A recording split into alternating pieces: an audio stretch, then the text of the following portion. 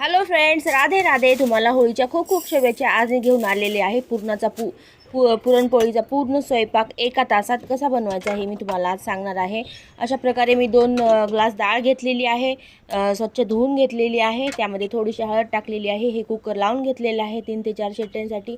त्यानंतर मी हे कणिक मळत आहे. त्यामध्ये थोडंसं मीठ टाकलेलं आहे, गोळा मळून घेतलेला आहे, थोडंसं पाण्यात भिजवून ठेवलेला होता. नंतर परत आपल्याला हे छानपैकी मळून घ्यायचं आहे. थोडंसं तेल टाकायचं आहे वरून आणि मग त्याला असं झाकून ठेवायचे पद्धतशीरपणे. जोपर्यंत आपलं कुकर नाही होत तोपर्यंत पीठ छान स्मूथ होईल.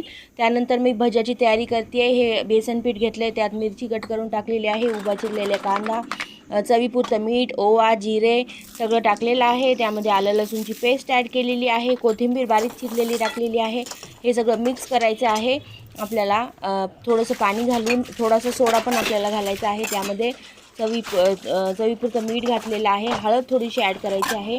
हे साईडला करून ठेवून द्यायचं आहे आपल्याला मिश्रण. आता हे आपण साराचं वाटण तयार केलं. खोबरं वगैरे भाजून घ्यायचं आहे आपल्याला. खोबरं, आलं, लसूण, थोडेसे 2 कांदे छोटे छोटे घ्यायचे आहेत, ते पण भाजून घ्यायचे आहेत आपल्याला छानपैकी. असे लालसर झाले की एका मिक्सरच्या भांड्यामध्ये आपल्याला टाकायचे. थोडीशी त्यामध्ये कोथिंबीर टाकायची आहे आणि त्याची पेस्ट करायची. आणि आजूबाजूला थोडेसे भांडे जमले असतील तर ते पण आपल्याला लगेच घासून टाकूया, म्हणजे राडा होणार नाही पुरण करताना आणि असं वाटणार नाही आपण खूप काही स्वयंपाक करतोय म्हणून अशा प्रकारे मी थोडेसे भांडे घासून टाकले. त्यानंतर माझी डाळ रेडी झालेली आहे. हा बघा, हा एक कान त्याचा तुटलेला होता, मला लक्षातच नव्हतं, पण म्हटलं आता चला करूया.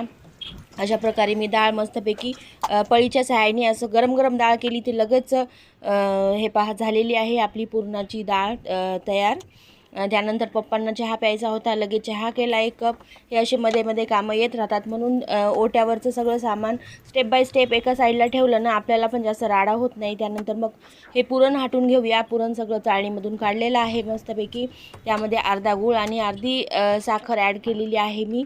अशा प्रकारे आपल्याला हे थोडंसं मंद आचेवर, जास्त मोठा गॅस नाही करायचा आहे. त्यामध्ये मी